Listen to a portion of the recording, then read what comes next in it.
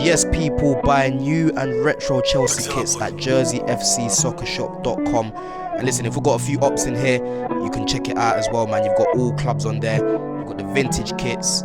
Make sure that you don't check them out, man. So 20% off Don CFC at checkout, people. Make sure that you're checking them out. 20% off Don CFC in the checkout, jerseyfcsoccershop.com. Love.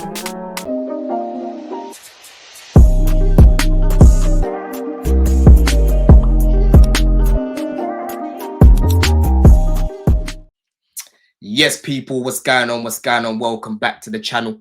As always, make sure that you lot are smashed up the lights. Make sure that you lot are subbing to the channel. Big up man like Matisse. You know what I mean, bro? Yeah, second time. I think it's second time on the channel now, or third time on the channel now. Yeah, definitely. Yeah, we had to cook something up, man, because me and him was going back and forth the other day on all you can eat. The video's been doing the rounds. I've been telling Matisse backstage that my boys were messaging me about it, saying, yeah, I'm Team Matisse. I don't know what the fuck you said, Don, but I'm Team Matisse. And all my boys in my group chat sending me stuff. So it's like, you know what? Let's break things down so people understand the context of what was said in the summer and, you know, how we're feeling right now. Because Chelsea, bro, I'm telling you, we're just a roller coaster, Matisse. I'm telling you. Yes, we are. We're honestly a roller coaster, bro. But what you say first of all, man? I was chatting to George actually a few minutes ago in DMs, and no one seems to be confident for Everton, bro. No one seems to be confident for Newcastle away, Villa after Christmas at home. I believe like it could get dark, bro. The position in the table could get very spooky. We were speaking about it. I mean, we took over that podcast. Let's be real, yeah. We took over that podcast. I was like, yo, I'm not gonna lie, you man all might have to move out the way because me and Don are in a battle and Jam was trying to get in there. I'm like, damn, let's just rest up. Question, please. We need it. So I was like, you know what, we actually need this because we got a lot to get into. But it can get scary quickly for us. But let's get into it, man. Let's get into it. Because I think we both predicted second, right? I predicted third. I changed it.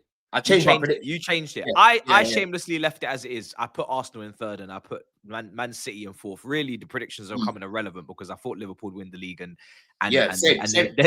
They're nowhere near it. These men might not even get top four the way they're moving. But I think the problem is what we think second is. I think people, and this is my thing, I think people, and I said this last season, when at Christmas, when people were like, Liverpool haven't played anyone, Liverpool are not really playing that well, there's going to be a title race, it's guaranteed, they'll fall off. I was like, that's not how title races work. You have to have your own consistency. You have to have your own belief, self-belief in what your own team is doing. And the results and the execution and the evidence needs to stack up for you to get involved. It's not relying upon the top team to drop off for you to get involved. I remember our Conte season. No one was near us. We won the league. There was no title race. Last season, there was no title race. There's other seasons on record. Obviously, there are seasons. Liverpool, the COVID season, there was no title race. No race, right? Whereas Arsenal got 89 points the season before last. That's a race.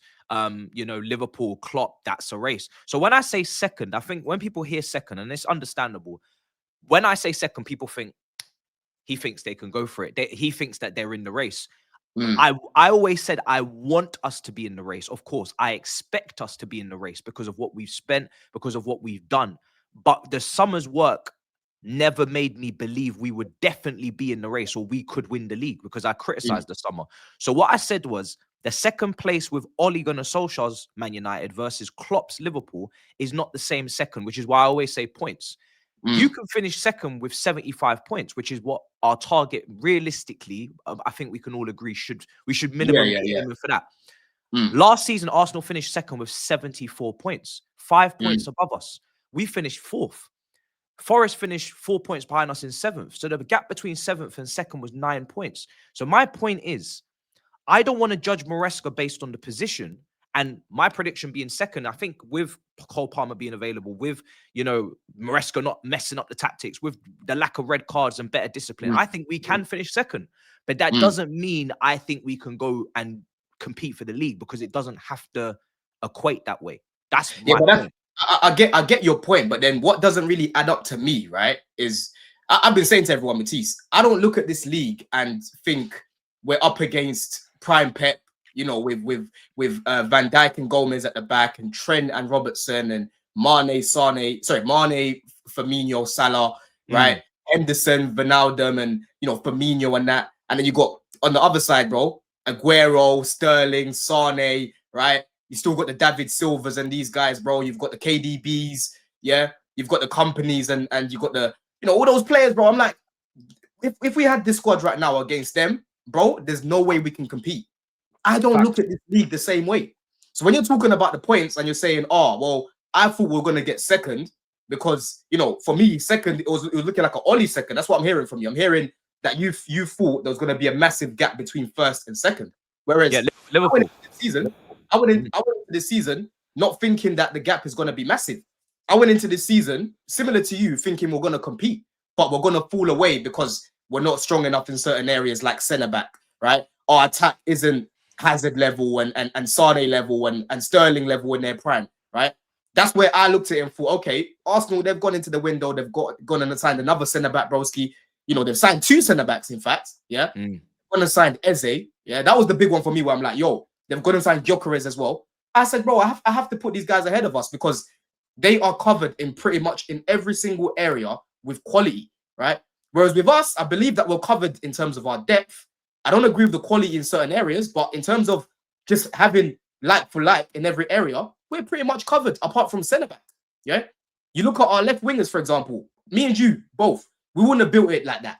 Let's get it right. Because people like to think, oh, I just accept what these guys do. Bro, I didn't want Garnacho. The receipts are all out there, yeah? But I was consistent about this guy, Matisse. I believe that he is a very good squad player.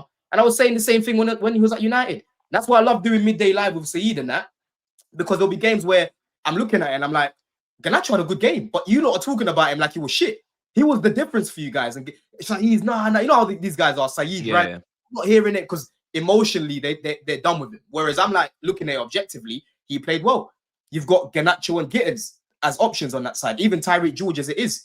Down the middle, you've got Delap, you've got Guiu, you've got Pedro. Again, whatever people think of their quality, we're covered in that area, right? On the right, you've got Estevao and Neto. And Neto can even play on the left. Down the middle, our midfield depth, bro. We haven't had Palmer basically all season, and we've still been able to field a good enough midfield. Santos ain't even playing right now, right? You still got a Sugo there as well. I don't really count Lavia because Lavia is 1-2 games is gone, yeah? And then left back, you've got Hato, you've got Cucurella. Right back, you've got Gusto, you've got Reece. Sanchez, obviously, right now, he's not getting dropped in it because Jorgensen's probably going to leave in January. But then centre back is the area where I'm like, okay, no Cole, he's gone. Yeah. Fofana, you can't depend on him. You can't depend on Badia Shield. You can't really depend on Josh because I like him, but he's still young, right? And then you've got who else that can play there? Chalobah, and then you've got Chalobah and Tosin. That's the main area where I'm like, I don't like the options that are there, mainly because of the injury record on that side, the fitness on that side. Yeah. Then I'm looking at Man City, for example. I don't think they're covered as good as us and Arsenal in certain areas. They might have better quality, which I agree with in certain areas, but I'm looking at their right back depth. It's Nunes, who ain't even a right back like that, and then you've got Rico Lewis. Yeah.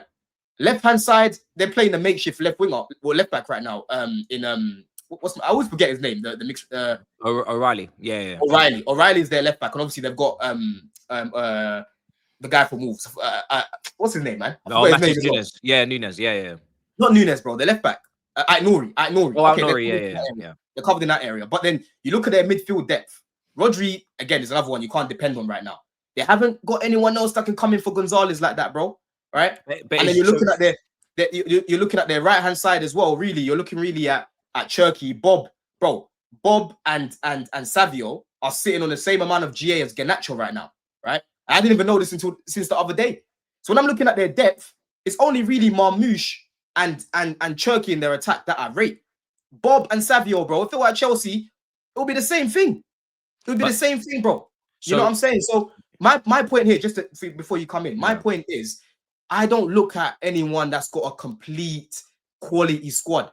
I like Man City's 11, but I look at their depth. I don't think it's great, right? I look at Arsenal. They're the ones that are covered in every area, and that's why I think they're probably still going to win the league. They're covered in every area with the most quality in every area. I'd say that's how I'm kind of looking at it. I don't think this league is at the level to be scared of even thinking about competing. If that makes sense. Yeah, there's no need to be scared. That's why I think that partly plays a part as to where we predict ourselves to be or where we move ourselves to be. However, like I said earlier, You don't want to be gathering up confidence based upon what others are lacking as opposed to what we have. And that is why, when you're confused as to why I can still criticize these sporting directors, it's exactly for that. Because from what you're saying, your confidence is not really coming from Chelsea. Yeah, you like a few of the areas in terms of the depth and whatnot, but you're not gravitating towards the left wing because we shouldn't have two squad players at left wing. You're not gravitating towards the striker because we shouldn't have a squad player as the number 9 shirt to replace the 15 that left to Bayern. We should be aiming for higher. And then you've got a João Pedro that now everybody's confused about what position he plays. And then the centre-back position is the way it is as well. That confidence is coming from what others are lacking. And my problem with the sporting directors and why I can continue to keep crucifying them is because with all of the money spent and with all of the allocation of money that came in the summer from all of the sales that you did, you then went and spent the money in an average way in terms of the quality that you brought in was not clear. It wasn't a vast upgrade. You might have made incremental improvements. Yeah. But you didn't make enough of an improvement to say you didn't get enough starters. You didn't get enough starter level players for us to say, oh no, we're not predicting second, knowing that the points gap between second, third, fourth, fifth is going to be very close and it's very interchangeable with the same kind of points tally that I read out from last season, where we finished fourth, we could have finished third, but we also could have finished seventh. So it's not, the position is not important. The points tally we should have been aiming for, in my opinion, is what I expect is minimum 75. But what I would like to be able to aim for, to know confidently that my team is built for success, is 85. And we're not anywhere near that. And until these sporting directors are able to build a team that we can sit here at the start of the season and say, no, we're not just predicting second because the others are falling off or the others don't have this, the others don't have that. The others have got titles in the last 2 seasons. Man City are treble winners and 4 in a row. Liverpool are Premier League champions. We ain't got a title since 2017. So I'm not taking satisfaction and hope from their misfortunes, because if I was in their position, I'd say, you know what, at least I've won the league recently. So I'm due complacency or drop off or whatever you want to say. Right. We don't have that in the bank with these owners, and we don't have it in the bank even with the previous owner. It was 5 years since we'd won the league. So for me, until Clear Lake Capital and the directors in charge who got new contracts in the summer build a team that can win the league, or I confidently say that, if you miss out, you miss out. But if you know what a league winning team looks like, bro. You know Conte, not even Conte, because maybe first 5 games and then the system changes. But certainly Mourinho, Diego Costa, Cesc Fabregas, Felipe Luis, Courtois. When that came in, we knew what time it was, bro. We knew it. On site, finished for everyone. Game week 1, I knew it. And that's where we agree, because, bro, the left hand side, I was praying that we're in there for Rodrigo. I was praying, right? I know he's had a bit of a fall off recently and that, but for me, I still look at him as a player that would love to play with the players that we've got, because he likes to link up play, and he would play on his more favored side, on the left hand side, right? I think he would be more effective for us instead of Real Madrid, because Real Madrid, bro, I watched them. It's not just him that's underperforming. There's a lot of players that are underperforming in that team, right? But it comes to Chelsea, he's playing. Imagine Rodrigo running in behind Palmer playing him, bro. Enzo playing him. And playing with guys like Estevao and that, the Brazilian magic, right? João Pedro. Like, I can see him fitting in with our players. So I would have brought in Rodrigo. I would have brought in Ndai. I would have brought in even a Semenyo, right? I had a few reservations about him because obviously Bournemouth tax and they're playing against transitional football. He ain't going to get that space here. But I believe that he's better than Gittins and Garnacho. So I would bring him in, yeah? Up front, I kept advocating for Osimhen, bro. Bring Osimhen and you sign Delap as his reserve, yeah? Osimhen, I was all for it, but I just wasn't agreeing with the 400k. Ekitike, bro. Ekitike, he's another one that I was saying, bro. I think he would be a good signing as well. I think we should go and look into him. But Osimhen was the guy that I was saying he is perfect for Chelsea, because the amount of players we've got that can cross the ball, he'll be perfect for that, bro. Like he just seems like a Chelsea type player. You know what I'm saying, bro? Like he would be perfect for us. Looking at the midfield, I kept saying, go and get Rodgers. We need a ball carrying profile in the team, like a Felix. We're getting rid of Felix. We're not replacing him with a ball carrier. Go get Rodgers, who's ready to start. He's Premier League proven. Who knows the players that we already have, like Palmer, right? Madueke, I think, was still here as well. Yeah, at the time. Go bring him in. Centre back. I'm looking at centre back. I said, go bring Gahey. Go bring someone that's stable at the back. He might not be everyone's cup of tea, but he's available all the time. He's got the leadership, right? He's Premier League proven, yeah, and he knows how to defend. He's not a bozo. Like, let's not act like Gay. He's a bozo because he's not. I don't know. He's not Bastoni level. You know what I'm saying, bro? Yeah, no, So I'm warming up to him even more by the week, bro. He's been brilliant this season as well. Yeah. So if you're looking at it there, you're looking at Gahey, you're looking at Rogers, you're looking at Rodrigo or Semenyo, you're looking at Victor Osimhen. That's a completely different window. That's how I would build it if it was up to me. But, bro, we ended the season with Buonanotte and Gue. But this is my thing, though, Matisse. I don't agree with how they're going about things, but I've never been the type to just be dwelling on things I can't change, right? Because if I can't change things, I will think of ways to problem solve. And that's where I'm looking at Maresca. That's why the title of the video is, has Maresca been using the squad correctly? Because for me, as much as I don't rate certain man in this team, and I think I would have built things differently, I still believe that this manager has not been using this team the way that he needs to, bro. I'm seeing too many players played out of position. Yeah, I would be a hypocrite to not talk about it because I kept talking about it with Poch. I'm seeing man consistently playing fullbacks and wing backs in midfield, right? When you've got midfielders on the bench, yeah. I'm seeing him playing Getter's right wing. When does he ever play Getter's right wing? When you've got Esteval on the bench. Atalanta was a disgrace. Atalanta was a fucking disgrace, bro. I saw your review and I felt the same way. It was a disgrace. Know, Josh should be ahead of Tosin right now. I don't give a fuck about the experience. Look at the quality, right? So these are things that I'm looking at and I'm like, okay, yeah, as much as I would have built the team like this, what you've got right now, you're not using it properly, bro.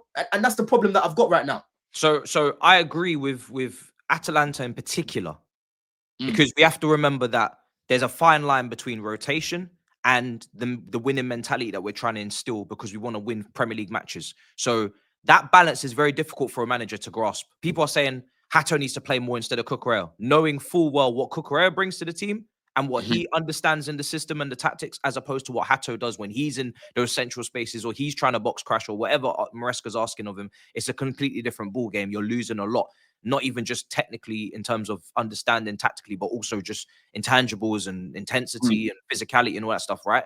He's 19. So I sympathize with Maresca in terms of he's actually, and I looked at the stats, he's rotated and made more changes to this Chelsea team than any other team in the league. But it's like you said, the choices of rotation. Don't bring in Tosin, bring in Josh. You know, don't bring in Gusto, bring in Santos in midfield. So I agree with all of that. I'd rather even Buonanotte. I'd rather even Faku in that position instead of However, the reason why on All You Can Eat Chelsea, I criticized him and then I drew a fine line because I heard Eunice say, big up Eunice, it's starting to become the manager more of the issue than the owners. And that's why I drew the line right there. Because I said, what we're not going to do is we're not going to get things twisted. When the homeless man is walking down the middle of the train carriage and he's getting into arguments with the citizens of, you guys aren't giving me any money, man. The citizens that are dripping wet, rainy day, wearing these suits, going to Canary Wharf or going wherever to get their work done, working for the man. You know, and they're just trying to make ends meet, and the inflation's gone up, and the homeless man's cussing the people on the train. Oh, these people are so ungrateful. Why don't they give me some money? I hear the homeless man, but at the same time, the citizens aren't living too good either. Look at the government. Look at the government. Look at the government. And this is the thing. The government is Clear Lake Capital. The government is the directors. These are the guys that have made the decision. Great analogy. They're the ones that have employed the manager and his misfortunes or his misgivings and his rookie, you know, tendencies. They're the ones that have put the youngest squad in the league and continue to keep adding more young players to it. It is becoming more experienced now because, of course, you know, they're getting older. The longer this project goes on for, the less youth in terms of there's more experience in the team. But Cucurella's contract, let's see if it gets signed. You know, Tosin, that's experience, but he's not good enough. He's going to have to head out. Cuckoo signed a new contract, but it was just a pay increase. It wasn't an extension. So I don't know. You know, that's interesting. That's going to be our first clear example of what their plan is when people start getting to 27, 28, and they're actually one of the best players in the team. Are they going to actually allow people to get into their 30s without the resale value? Are they going to allow this team to actually grow and have experience? Or are they going to sell right before they hit that experience point, and then we go back and get a young 20-year-old left back, and then we start all over again? That's crucial. But like I said, this is not just about a bad week for Chelsea. It's not. We've played Arsenal. We've lost 2 games and drawn 1, and now suddenly the manager's the biggest problem. No, not for me. The reason we're constantly, consistently, always in this position where we're always dropping off, we're always having issues, is because the manager maybe doesn't trust the squad. Why doesn't he trust the squad? Is the squad ready to meet the manager's expectations, which should be to go for the league? That's the pressure he should be putting on himself. If not, then is he going to start making wacky decisions and go with players that he trusts more? And that all just collates to, when the directors are signing players, are they signing players for the manager? Because last season we had the same issue. Don't trust João Felix. Don't trust Renato Vega. Are the directors signing players that the manager can trust and that he can rate highly, so there's zero excuses? Or are they signing players through other means because they've got UEFA restrictions, they've got agents, bellies to tickle, and all these other factors that come into why we do deals? Yeah, but the thing is, though, this is the same thing I said about Poch. You knew what you were walking into, right? And let's be real, last season, bro, we were briefed plenty times that Maresca's involved now in, in conversations on players. And even with Garnacho came out the other day saying he spoke to me, he wanted me here and all of these things. Obviously, Maresca could be lying and say, I don't really want you here, but I've just got to do it on a formality thing. But end of the day, Matisse, at least let us see these players, right? Let us see the likes of Hato. Let us see the likes of Buonanotte when Enzo Fernandez is running tired, yeah? Let us see how Santos can do to allow Caicedo to rest his knee, right? Because there's no point, Matisse, in playing tired players, especially a guy like an Enzo who ain't even the most athletic guy. Enzo covers ground, but he's not the most athletic guy, right? You're putting him in a on FIFA when you're playing and the bars are red. Fatigue, yeah, it's in red. You don't play them. You don't play them. You don't play them, do you? You don't play them. No, absolutely not. No. Yeah? You rest them, you take them out of the squad completely, or you bring them off the bench at least, right? What is the harm in playing certain man like a Hato or Faku? You start Santos, but you still got your big guns on the bench. So if you need to go to them, you can change things quickly in the second half, or even in the first half to say, oh, you know what? This is why I'm not playing him. I'm going to take him off. I'm going to bring this guy. But when you're just not even trying to do that and you're just running people into the ground, because December is another month, right? Where you've got midweek games, right? You've got a game on Wednesday, then you're playing on Saturday, you're playing Champions League the following week. Like, you have to use your squad. Yeah. Just on a basic viewing of fatigue. Yeah. You can't be playing Enzo Fernandez 90 minutes every single game when you've got options on the bench. Whatever you think of these options, bro, a tired Enzo is useless. Yeah. Because what happens is he'll start to play and he won't look good. And then you see that the tiredness in his game, but now people don't care because it's, oh, look, this is what he plays like. But it's a lie because we've seen Enzo play well against the likes of Barcelona, the likes of Arsenal, yeah? But then you're setting him up to fail because he's fucking tired, bro. Take him out of the firing line, yeah? That's what I'm looking at the manager. Why are you playing Esteval against Leeds? He came out after the game. This is the irony of it, Matisse, yeah? He came out after the game laughing about the whole Esteval incident coming off at halftime. He said, oh, this was Esteval's introduction to the Prem, right? No. This was clearly your fucking introduction to the Prem as well. Because you should have understood, yeah, that it's going to be a physical, loud game. Because I was fucking at that ground and I told you already, I ain't seen a bare atmosphere, yeah? So why would you not allow Esteval to have a bit of help with Augusto? Because I think him and Gusto, they link up well together. I've seen them playing, they move the ball. You see Esteval run, Gusto will chip it in behind. He runs. Yeah. In this game, the left back was literally, as soon as Esteval gets the ball, onto him, touch tight. There's no one to link up with, right? Yeah. You're setting man up to fail. You're setting man up to fail. You're talking about, Leeds were thought about playing Tosin and Chalobah and Badiashile because they're good in the air, right? But then he comes out after saying, oh, they weren't even good in the, like, we didn't deal with aerial duels properly. So again, you're showing me that you're worried more about Leeds and their long balls instead of thinking, how can I set the team up perfectly so we're outscoring Leeds? So even if they get a goal from a long throw or from a corner, I've outscored them because I've set the team up properly. I'm allowing Esteval to thrive. I'm allowing Gittins to thrive. I'm resting Enzo a little bit because he's tired, right? Why go win the game 4-2, 3-1? Go win the game like that. I don't mind if we win the game 3-2 or 3-1 because I'll say, you know what? We conceded, yes, but we rotated. But at least the quality in the team still prevailed, yeah? Because there's certain games you're going to win 3-1 or 3-2 or 4-2, whatever. But then there's other games where you're going to win 2-0, 3-0, 3-1. It will balance itself out as the season goes on, right? But as it is right now, Matisse, he is not allowing us to be criticizing the squad much because he's not even showing us the squad. That's just the reality of it, bro. You got what I'm trying to say? Yeah, I agree with you on the Esteval point. I don't understand. He's the one winger that we have for me that is able to operate in the 10 and out wide, similar to Cole Palmer when he's playing on the wing under Poch. Why you don't have the overlap there? You know, he's gone with Chalobah right back. He's gone with he done it. He done it against West Ham. He literally overlapped Gusto when Esteval was in the pocket, and look what happened. Look at his performance. Yeah. So, bro, but this is where the conundrum starts, because I'm hoping that he turns it around, because I don't actively want to see him sacked, because I don't trust who they're going to replace him with and the options they're going to start looking at. And also, I think the availability of top head coaches right now is actually quite scarce. When you take a look at Real Madrid, they were thinking of sacking Xabi Alonso. I was actually thinking to myself, who are you even going to bring in to replace him? Because Klopp's out of it now. He's not interested in nothing. You're not getting a Pep.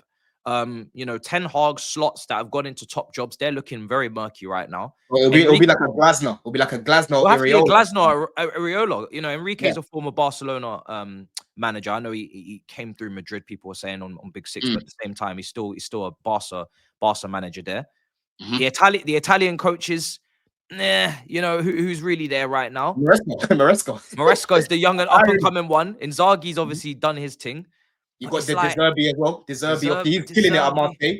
Yeah, he's killing it at Marseille. You can't move him out of there right now. Very stubborn though. There's a lot, you know, there was a lot of criticism about De Zerbi as well when he was at, you know, Brighton, potentially going to a top job. What kind of the thing is, when the team is so clearly equipped for a top 4 kind of very close margins between all these teams, I'm expecting a dip. So I just don't want, as much as I will criticize, I don't want to start thinking like this isn't possible. Like, it's not possible for us to have a bad week. Like, it's not possible for us to have ups and downs in a Premier League season when we know what the end points tally is most likely going to be. It's frustrating. It's frustrating. I get you, absolutely. But I get it. The players are equally as to blame as to why we're in this position, because they have also been sent off a catalogue of times this season and thrown us under the bus almost in some of their decision making. So I think it's part and parcel what you create. When you build this type of squad and you put this manager in charge, you're going to get inconsistency on both sides. You're going to get masterclass from the manager, masterclass from the players, stupidity from the manager, stupidity from the players, and it's all going to balance out to about 69 to 74 points.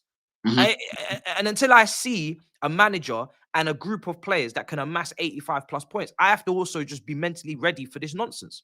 I hear it, bro. And the thing is, listen, like, for me, I can accept a manager making mistakes in it. Like, every manager makes mistakes. But what I won't accept is the mistakes that are avoidable, right?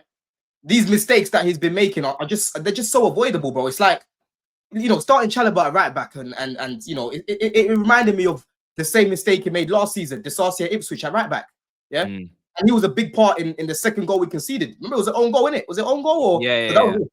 He passed it back. He just passed it back to us, and then it got intercepted, and then before you know it, Omari Hutchinson scored, and I think Delap even got the assist on that day, right? And he scored a penalty as well.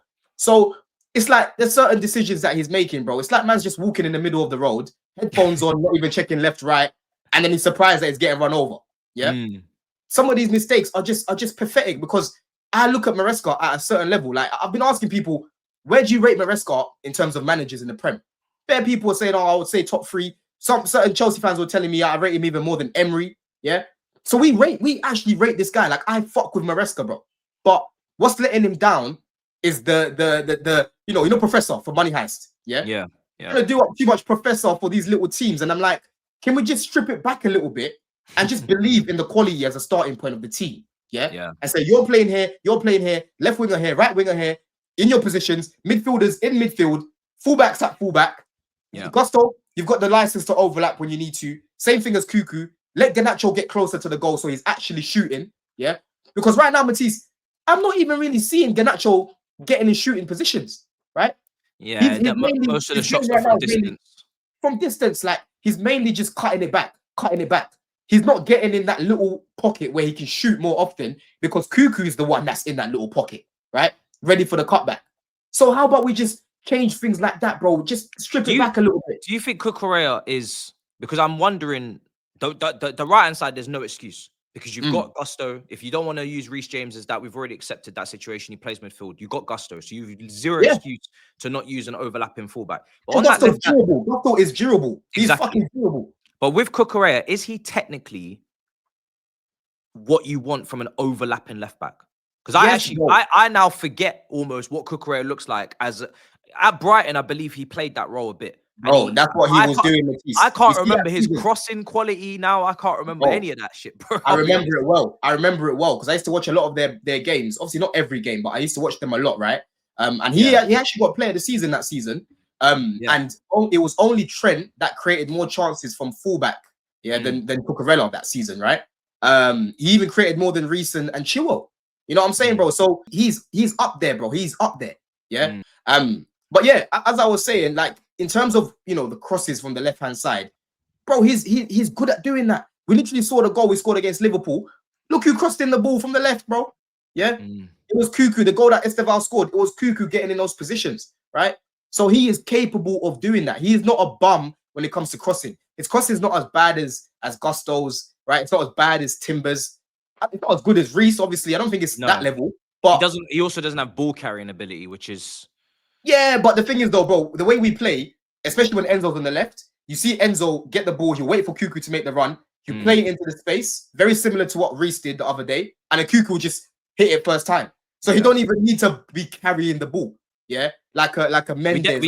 Like you said earlier, we definitely need a ball carrying player though over there. We need a ball carrier. We have not got a ball carrier in the team, bro. That's why I like the profile of Felix. I like the profile of Dewsbury Hall. Buonanotte is not really a ball carrier, bro. He's very much he's not at all. He's just tidy. Yeah, that's what he is. You know what I'm saying, bro? So before we go, would you take like a Kobe Mainu, because that's who we're probably gonna get linked to?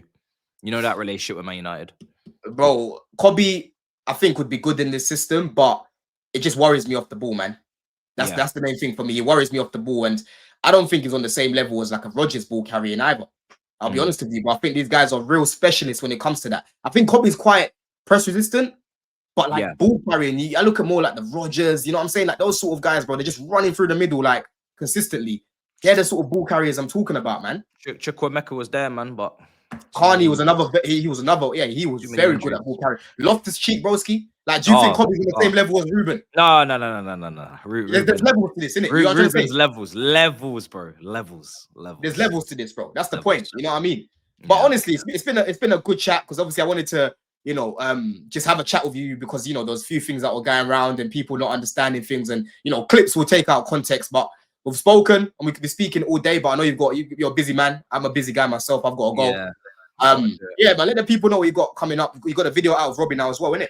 Yeah. We dropped the pod with Robbie yesterday, so that's there for people to watch whenever they can get a chance. It's like 2 hours long, so no rush to it. Chelsea Everton watch along review. I probably cover the 2 p.m. kickoffs as well, because Sunderland are playing Newcastle actually. And then moving into the Christmas period, it's gonna be hectic, man. And I got a couple more pod recordings next week, so yeah, it's busy, man. Yeah, no, busy. That's how we like it, man. But people, listen, leave us your comments in here below. Let us know, our thoughts. Let me know what you think about what Matisse said, what I've said. Obviously, what you guys feel about it, because bro, it's therapy right now, man. It's dark. I've accepted right now. For me, it's a top 4 thing, unless I see these guys still up there in March, because they keep drawing us in, and then Leeds and Bournemouth happen where they're perfect tests and we fell. You know what I'm saying? But in a bit, man. Love. Big up, brother. In a bit, guys. Love.